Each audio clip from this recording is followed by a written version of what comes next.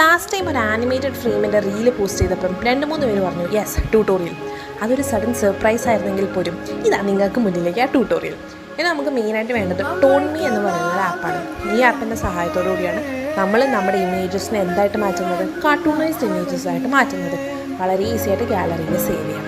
പിന്നെ നമ്മുടെ മെയിൻ താരം ക്യാൻവയിലാണ് നമ്മൾ ഈ ഇമേജസിനെ ബ്യൂട്ടിഫുള്ളായിട്ട് സെറ്റ് ചെയ്യുക എന്ന് പറയുന്നത് ഒരു ടാസ്ക് തന്നെയാണ്. ഇത് ഒരാൾക്ക് നിങ്ങൾ പഠിപ്പിച്ചു തരാൻ പറ്റുമോ എന്ന് ചോദിച്ചാൽ എനിക്കറിയില്ല.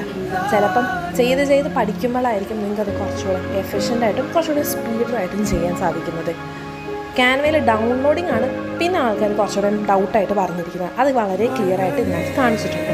സൈഡിൽ ഡൗൺലോഡ് ഓപ്ഷൻസിൽ നിന്ന് നിങ്ങൾക്ക് ഈസി ആയിട്ട് സേവ് ചെയ്യാം. എപ്പോഴും ഒരു വർക്ക് ചെയ്യുമ്പോഴത്തേക്കും 2-3 മോഡൽ കസ്റ്റമറിനെ കാണിക്കുമ്പോൾ എനിക്കൊരു കംപ്ലീറ്റ് സാറ്റിസ്ഫാക്ഷൻ കിട്ടാറുണ്ട്. നമുക്ക് നമ്മുടെ ഫ്രെയിമിൻ്റെ കംപ്ലീറ്റ് ഔട്ട്പുട്ട് എങ്ങനെയാണെന്ന് നോക്കിയാലോ.